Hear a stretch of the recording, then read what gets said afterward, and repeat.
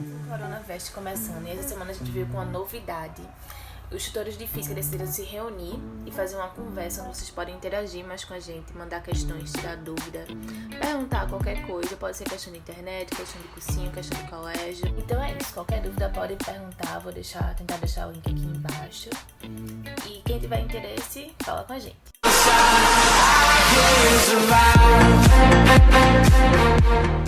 Oi gente, tudo bom? A gente tá começando hoje mais um Coronavest e o assunto de hoje vai ser propagação de calor. Então, gente, esse assunto ele tá muito relacionado com os assuntos anteriores que a gente já viu, que foi tanto calor sensível quanto calor latente, certo? Esse assunto, o legal dele também é porque ele tem tanto questões teóricas como questões também de cálculo, que a gente vai ver isso bem direitinho. E é importante também a gente perceber que a partir de agora os assuntos vão servir como escadinha. Um vai depender do outro, certo? Então é muito importante que a gente consiga estudar, tirar as dúvidas, fazer os exercícios, tudo bem direitinho, para que a gente possa avançar cada vez mais nos estudos. Então é isso, vamos começar e boa sorte. Preste atenção aí na aula, tá? Bem, propagação de calor, ela tem 3 tipos. A gente tem tanto a de condução, quanto a de convecção, como a de irradiação. Aí eu coloquei uma imagem aí que vocês vão poder observar mais ou menos como é que funciona cada uma delas. Elas são diferentes, têm propósitos diferentes e ocorrem de maneiras diferentes. Mas a gente vai ver cada uma como é que funciona. Vamos começar por condução, certo? Primeiro, a gente tem que saber que a condução ela é a transmissão de calor sem que ocorra o deslocamento da matéria. O que é que acontece? A gente tem apenas o deslocamento de energia. Então, assim, é como se eu pegasse uma barra de ferro e esquentasse a ponta da barra de ferro. Nisso, esse calor que está sendo aqui, ó, que está sendo aquecido aqui nessa ponta da barra de ferro, ele vai transmitir essa energia ao longo de suas moléculas, ao longo das moléculas da barra de ferro. Então, essa transmissão ela vai ser por condução. A transmissão de condução, ela tem essa característica, tá? Ela é uma transmissão de molécula por molécula, tá? Aos poucos. Ela necessita também de um meio natural, tá? E ela não ocorre de maneira nenhuma no vácuo. Então, por isso que eu dei o exemplo também dessa barra de ferro, porque ela precisa desse meio material, ela precisa desse transporte através de moléculas. E ocorre também principalmente em sólidos. Como eu coloquei aqui, a propagação acontece através de transmissão de molécula por molécula. É justamente aquela ideia que eu tinha falado a vocês. Eu tenho uma molécula aqui, então ela esquenta, vai passar essa energia para a próxima molécula, e assim vai. Aí uma coisa importante que a gente tem que saber também da condução vai ter questões teóricas dela, mas também vai ter questões de cálculo. E as questões de cálculo, elas abordam justamente essa parte do fluxo de calor. O que seria esse fluxo de calor? Bem, o fluxo de calor é dado dessa forma aqui, onde Q, que é a minha quantidade de calor, certo? A minha energia, né? Minha quantidade de calor, dividido pelo tempo, certo? Isso aqui seria o meu tempo. Então, é minha quantidade de calor dividido pelo tempo. Isso é o fluxo de calor. Como assim? Quando a gente esquecer a fórmula, então a gente tem que pensar racionalmente o que seria isso. Quando eu falo de fluxo, eu falo de algo que está caminhando, algo que está passando, né? Isso. Então, se eu estou falando de um fluxo, qual o fluxo de carro que passa nessa rua? Então, seria qual a quantidade de carro que passa na rua em um determinado tempo. Já que a gente está falando de energia, de calor e tal, então qual seria a quantidade de calor que está passando naquele determinado tempo. Então, isso é justamente o fluxo de calor. E ele pode ser dado tanto nessa formulazinha que a gente acabou de ver, quanto nessa outra fórmula daqui. E como é que eu vou saber qual é que eu vou usar? Pessoal, uma dica que eu dou é o seguinte: quando ele estiver falando a você de uma barra de ferro ou qualquer outra coisa parecida, mas que envolva comprimento, envolva área, envolva coeficiente, você vai usar essa formulazinha daqui, certo? Mas quando ele estiver dando a você materiais suficientes para que você calcule a quantidade de calor, te dê um tempo também, você usa essa formulazinha daqui. Mas preste atenção, porque essas duas fórmulas estão se referindo à mesma coisa, que é o fluxo de calor. Então, elas também podem se interligar. Como assim? Eu posso dar a você informações suficientes que você precise comparar as duas fórmulas. Digamos assim, eu peço a você a quantidade de calor que está ocorrendo ali, mas eu te dou o tempo eu não te dou o fluxo, tá? Mas eu te dou o coeficiente de condutibilidade, que é o meu K, te dou a área, te dou o comprimento, te dou a variação de temperatura, eu te dou tudo, mas eu te peço a quantidade de calor. Então, o que é que eu vou fazer? Eu vou igualar essas duas fórmulas. Porque eu não tenho nem o fluxo e nem a quantidade de calor, mas eu sei que tanto essa primeira fórmula quanto essa segunda estão se referindo à mesma coisa, que é o fluxo. Então, eu posso igualar elas duas. E igualando, eu posso fazer o cálculo matemático, como a gente já conhece, né? Fazer a meia pelos extremos e acharia quem seria a minha quantidade de calor. Não se preocupa se você não entendeu, se você ficou confuso agora, porque vão vir questões que a gente vai fazer nesse mesmo estilo e vocês vão conseguir entender direitinho assim o que é que eu tô falando. Relaxa, só preste atenção, que a gente vai ver tudo com muita calma.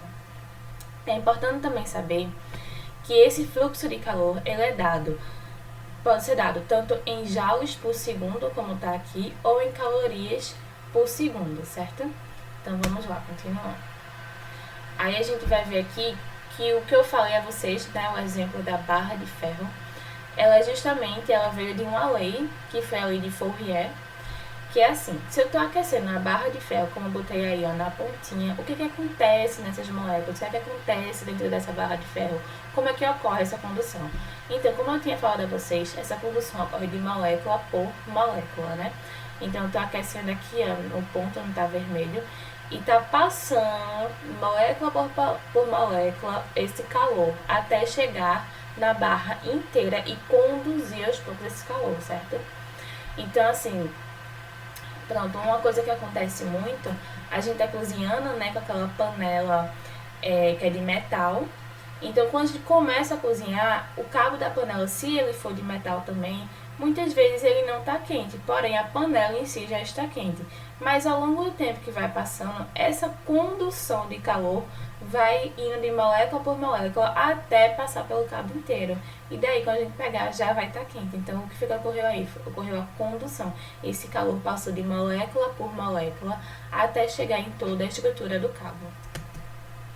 Então, a lei de Fourier foi através de experimentos que se conseguiu observar que a temperatura varia linearmente por toda a barra, ou seja, de uma extremidade para a outra. É isso que eu quero dizer, certo? Ela aqueceu aqui na pontinha, mas ele vai passando de molécula por molécula até que se aqueça toda aquela barra de ferro.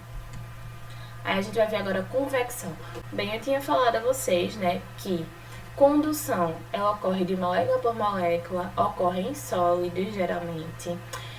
Não tem deslocamento de matéria, apenas deslocamento de energia, né?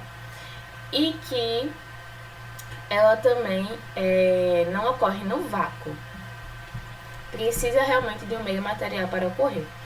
Então, esses tópicos que eu acabei de falar sobre condução são muito importantes, porque a gente vai conseguir comparar eles tanto por convecção quanto por irradiação.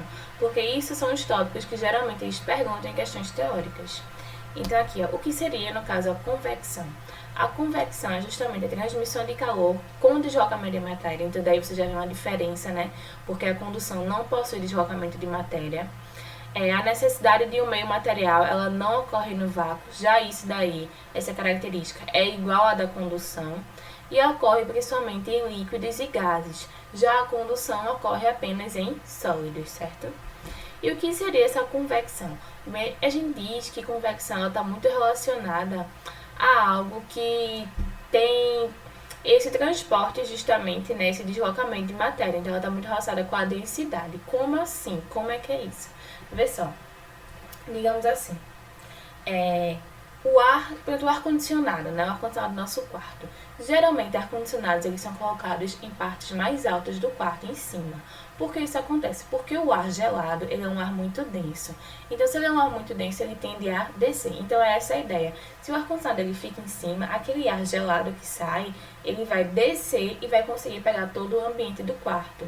Se o ar-condicionado fosse embaixo, perto do chão, esse ar não ia ter mais para onde descer, ia ficar concentrado naquela parte de baixo no chão e só ia conseguir gelar assim nossos pés e coisas que estão mais próximas ao chão, certo?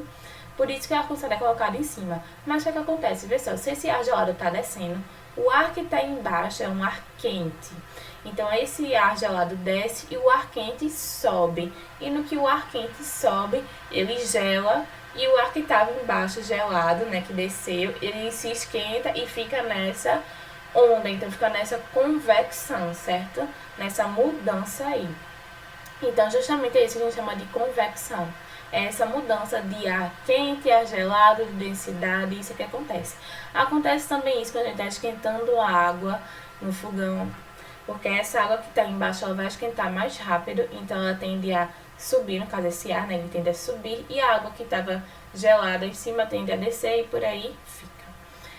Isso acontece também, a gente pode relacionar isso com a brisa marítima, porque no continente, né, digamos assim, de manhã, o continente, o solo, né, a areia no caso, ela esquenta muito mais rápido do que a água do mar. Então aquele ar que está por ali, né, no continente, ele está se esquentando mais rapidamente. Então se ele está se esquentando, ele vai, no caso, subir. Por quê? O ar quente ele é mais leve do que o ar gelado. Então ele sobe, subiu, chegou próximo das nuvens, ele vai descer mais frio, vai se resfriar, vai se esquentar e vai subir e por aí vai ficar. Então, quando algo se esquenta no continente, e já que a água do mar ela demora muito mais a se esquentar, né, porque ela tem o calor específico dela é maior, a gente viu isso em calor sensível, não foi? Então a água do mar ela vai demorar mais a se esquentar. Então isso vai fazer com que aquele ar que esteja próximo ao mar, ele seja um ar mais frio, um ar mais denso no caso, mais pesado. Então no caso ele vai mudar de local com o ar que está no continente. Então vai ficar o ar mais geladinho, que veio do mar, e o ar do continente vai para o mar e vai se resfriar, e depois vai voltar para o continente, vai esquentar, e vai voltar para o mar e vai se resfriar, e vai ficar nessa. E isso se torna ondas de convecção, certo? E daí que vem as brisas marítimas, porque no que esse ar que está mais geladinho, perto do mar, ele vem em contato com o continente, ele vem como brisa, vem mais geladinho. E o ar que estava mais quente perto do continente, ele vai para o mar e se resfria e fica nessa. Daí é que vem as brisas marítimas. Então aqui eu coloquei uma figura, né, que vocês podem entender melhor isso. No caso, a água fria ela desce, a água quente ela sobe. E isso também está muito relacionado com densidade, né? Porque o que é mais gelado é mais denso, mais pesado. E o que é mais frio é mais leve. E o que é mais quente é mais leve. Então aqui, ó, de modo geral, podemos afirmar que o aquecimento na convecção ocorre de baixo para cima e o resfriamento de cima para baixo. O que é isso? O que eu quero dizer é o seguinte, quando ocorre esse aquecimento, aqui, ó, nessa panela daqui, a gente pode observar que está aquecendo aqui, né? Então esse aquecimento está ocorrendo de baixo para cima. Então, o resfriamento vai ocorrer de cima para baixo, porque geralmente essa parte de cima ela é mais fria, onde ocorre o resfriamento, então ele desce frio, quando desce ele se esquenta e sobe, certo? Então, a convecção está relacionada com a densidade, eu falei isso. Maior densidade desce, menor densidade sobe. Agora a gente vai ver irradiação. Irradiação é muito aquilo que a gente vê, né? Efeito estufa, raios infravermelhos, então isso que tem muito a ver com irradiação. Irradiação tem muito a ver com o sol, né? É a transmissão de energia através de ondas eletromagnéticas, principalmente os raios infravermelhos, também chamados de onda de calor ou onda radiante. Ou calor radiante, desculpa. E ele também ocorre no vácuo. Então, o que é que vocês podem observar disso? Que a irradiação é a única que ocorre no vácuo, né? Do que a gente tinha visto. Porque, vê só, o que a gente viu de convecção ocorre principalmente em líquidos e gases, necessita de um meio material, ou seja, não ocorre no vácuo. A mesma coisa para a condução, não ocorre no vácuo. Já a irradiação, ela ocorre no vácuo, certo? E está relacionada com ondas eletromagnéticas. Então, a irradiação é a mais diferente de todas, né? Como eu tinha falado, né, tá muito relacionado com o efeito estufa, com o sol, com essas ondas eletromagnéticas, os raios infravermelhos. Tudo isso está relacionado com irradiação. Então, aqui a gente vai começar as questões. Mas antes de começar as questões, eu queria lembrar a vocês um caso, né, um exemplo de irradiação. Seria justamente aquele efeito estufa, aquelas estufas que a gente pode até montar, né? Como é que isso acontece? Como é que acontece a estufa? Como é que ela funciona? Bem, as estufas geralmente elas possuem um solo, né, o chão, ele é mais escuro. Isso por quê? Porque essa cor escura ela tende a absorver mais o calor, certo? Absorver mais energia. Então, no que os raios do sol conseguem penetrar a estufa, porque como a estufa é de vidro, então os raios do sol conseguem penetrar aquela estufa. Então, eles penetram a estufa, como o sol é mais escuro, ele consegue absorver maior quantidade de calor e essa quantidade de calor que foi absorvida ela não consegue sair, justamente por conta do vidro. Então ela consegue passar e esquentar muito mais aquele ambiente, mas não consegue sair. Daí acontece, daí é como funciona a estufa e também como acontece mais ou menos nosso efeito estufa, né? Que o calor vem, mas ele não consegue voltar, por isso que esquenta tanto. Então aqui alguns exercícios, a gente vai ver isso aqui. Em 2010, o Prêmio Nobel de Física foi dado a 2 cientistas de origem russa. Vou pular o nome deles, porque não sei pronunciar.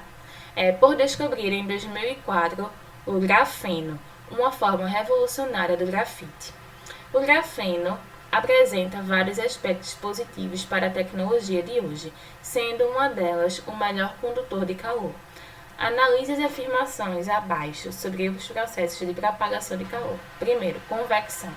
É o processo de transmissão de energia térmica feita por partícula para partícula sem que haja transporte de matéria de uma região para outra. Então, vê só, a gente viu que essa definição aí que ele está dando, na verdade, não é de convecção, é de condução. Condução é aquele da barra de ferro, que vai transmitir o calor de partícula para partícula. Então, isso aí seria a condução e não a convecção, certo? A convecção, ela não ocorre no vácuo, ela realmente necessita de um meio material, mas ela ocorre geralmente em líquidos e gases, né? E ela não ocorre de molécula por molécula, certo? A convecção, ela tem muito a ver com a densidade, ela tem muito a ver com matéria, então ela consegue transmitir a transmissão da matéria. Já a condução não, é apenas a transmissão de energia. Vamos ver a segunda aqui. Condução é o processo de transmissão de energia térmica feita por meio do transporte da matéria e de uma região para outra. Não. Eu acabei de falar que a condução ela não tem transporte de matéria, apenas transporte de energia. Quem tem transporte de matéria seria a convecção. Terceira, radiação é o processo que consiste na transmissão de energia térmica por meio de ondas eletromagnéticas. Verdadeiro. Ocorre tanto no vácuo como em outros meios materiais. Verdadeiro isso daí, certo? Ela ocorre principalmente no vácuo, mas também pode ocorrer em outros meios materiais. Já a convecção e a condução, não, elas não ocorrem no vácuo, certo? Então aí seria a alternativa C. Segunda questão. Estudantes de uma escola participaram de uma gincana e uma das tarefas consistia em resfriar garrafas de refrigerante. O grupo vencedor foi o que conseguiu a temperatura mais baixa. Para tal objetivo, as equipes receberam caixas idênticas de isopor sem tampa e iguais quantidades de jornais, gelo em cubos e garrafas de refrigerante. Baseando-se nessas informações de transferência de calor, indique a montagem quem venceu a tarefa. Então, vê só. Primeiro, quem venceria seria o quê? Seria quem conseguiria atingir a temperatura mais baixa, certo? Então, seria quem tinha menor transferência de energia, menor transferência de calor, no caso. Então, baseando-se nessas formas de transferência de calor, indica a montagem que venceu a tarefa. Certo, vamos ver aí. Ele deu a gente o isopor sem tampa, né? Que é onde está o recipiente aqui. Esse recipiente seria o isopor. Deu iguais quantidades de jornal e deu também cubos de gelo e garrafas de refrigerante. Então, qual dessas aqui eu conseguiria fazer da melhor forma com que essa garrafa de refrigerante ela não tivesse tão quente no final da minha gincana, ou seja, ela tivesse mais gelada, né? Então, para que ela tivesse mais gelada, ela teria que estar mais isolada no caso do ambiente. Como é que eu faria isso? Vê só, Na primeira questão, na letra A, no caso, ele colocou primeira camada de gelo, segunda camada de jornal e a última camada seria a garrafa. Mas vamos pensar comigo. Se esse jornal ele está isolando o gelo da garrafa, então eu não vou conseguir deixar minha garrafa mais gelada. Então, não poderia ser essa. Na letra B, ele colocou a garrafa como primeira etapa. Então, daí já não poderia ser, porque ela ia ter contato direto com o ambiente e não ia dar em nada, né? Ia terminar esquentando. Na letra C, ele botou uma camada de gelo, a garrafa e a camada de jornal. Beleza. Mas aí esse jornal ele estaria fazendo que utilidade? Ele não estaria isolando essa minha garrafa do ambiente, porque ele está isolando minha garrafa, na verdade, do isopor. Então não adiantou de nada. Na letra D, ele botou jornal, garrafa e gelo embaixo. Esse gelo, ele realmente vai estar gelando a minha garrafa, mas o ideal é que ele também servisse como uma segunda, no caso, como uma segunda camada, né? Para evitar mais ainda que essa minha garrafa tivesse contato com o ambiente. Então, minha resposta aí seria justamente a minha letra E, porque eu ia ter tanto uma camada de jornal, que estaria impedindo o contato com o ambiente, como eu teria uma camada de gelo, que ia estar gelando minha garrafa e também impedindo o contato com o ambiente, e no final eu ia conseguir ter uma garrafa mais gelada. Então, aí a alternativa é a letra E, certo? Vamos agora para a terceira questão. O cooler, encontrado em computadores e em aparelhos eletroeletrônicos, é responsável pelo resfriamento do microprocessador e dos outros componentes. Ele contém um ventilador que faz circular ar entre placas difusoras de calor. No caso de computadores, as placas difusoras ficam em contato direto com o processador, conforme a figura a seguir. Então, eu tenho aí o ventilador, né, o cooler, placas difusoras e processador. Sobre o processo de resfriamento desse processador, assinale a alternativa correta. O calor é transmitido das placas difusoras para o processador e para o ar através do fenômeno de radiação. O calor é transmitido do ar para as placas difusoras e das placas para o processador através do fenômeno de convecção. O calor é transmitido do processador para as placas difusoras através do fenômeno de condução. O frio é transmitido do processador para as placas difusoras e das placas para o ar através do fenômeno de radiação. O frio é transmitido das placas difusoras para o ar através do fenômeno de radiação. Versão. Primeira coisa, eu posso eliminar aí letra D e letra E, né? Por quê? O que é transmitido não é o frio, e sim o calor. Então, essas daí já estariam totalmente erradas. Então, vou ter A, B e C. Bem, na A, ele está falando do fenômeno de radiação. Na B, está falando do fenômeno de convecção. E na C, está falando do fenômeno de condução. Então, vamos ver. Esse cooler contém um ventilador que faz circular ar entre as placas difusoras de calor. No caso de computador, as placas difusoras ficam em contato com o processador, conforme a figura. Então, vê só, essas placas elas estão em contato com esse processador e esse ventilador faz com que esse calor consiga ser transmitido, né? Nesse caso, se vocês observarem, essas placas, elas realmente parecem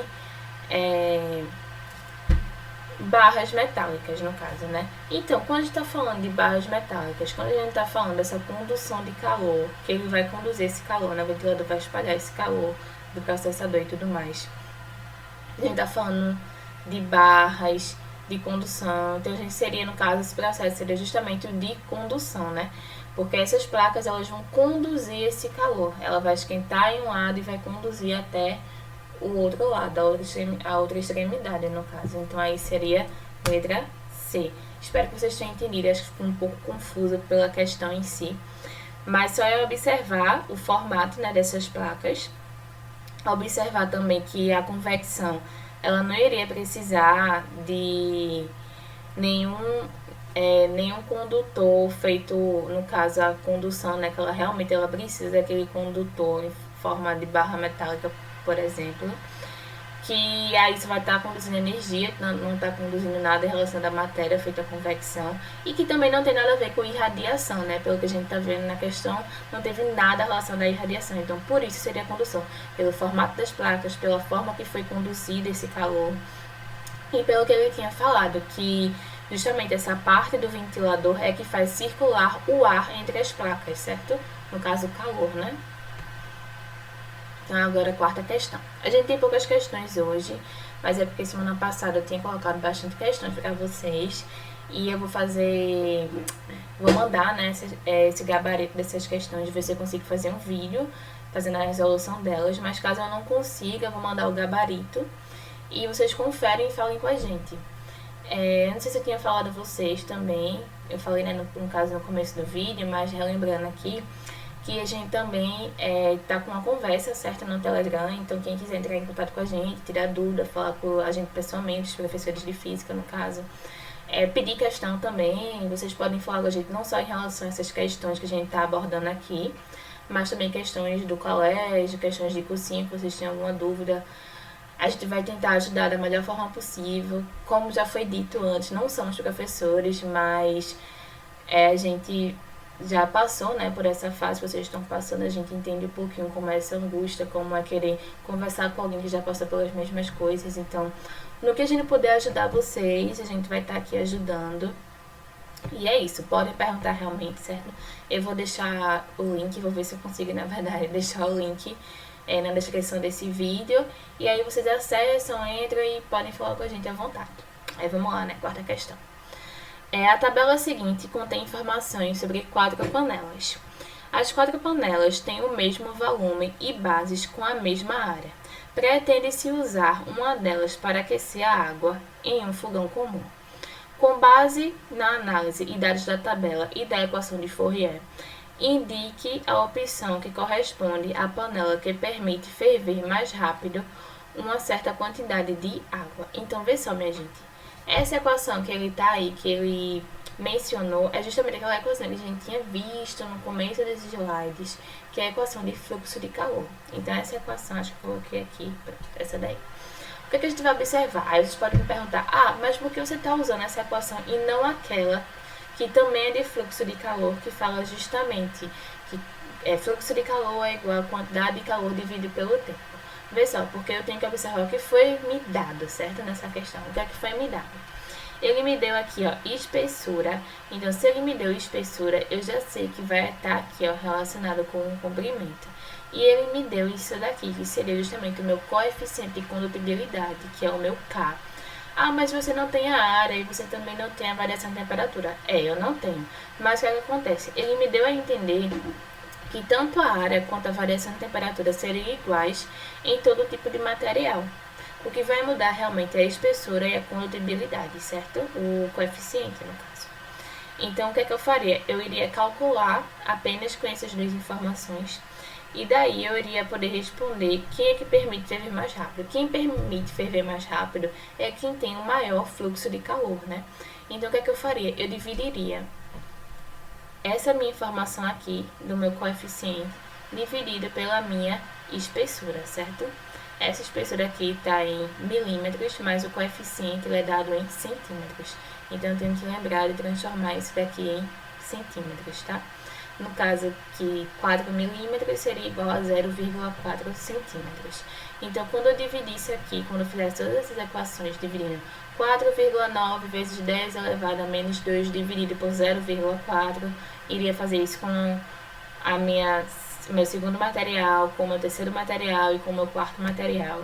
Eu iria conseguir achar que, no caso, a letra D, que é a minha panela 4, seria a minha panela com maior fluxo de energia. Mas não é tão difícil, porque eu tô falando assim, né, parece ser muito difícil. Não é tão difícil a gente observar isso. Só a gente ver rapidamente esses números. Vê só. Primeira coisa, vamos analisar o alumínio, certo? 4,9, vocês podem ver que eles estão aqui, ó, na mesma unidade, 10 elevado a menos 2, 10 elevado a menos 2, 10 elevado a menos 2. Então, vamos observar só os primeiros números. 4,9 dividido por 0,4 vai dar menor do que 4,9 dividido por 0,2, porque aqui eu vou dividir em mais vezes no caso, né? E esses daqui, o do cobre, são ainda maior do que o do alumínio, então já poderia eliminar o alumínio e só ficar com o cobre.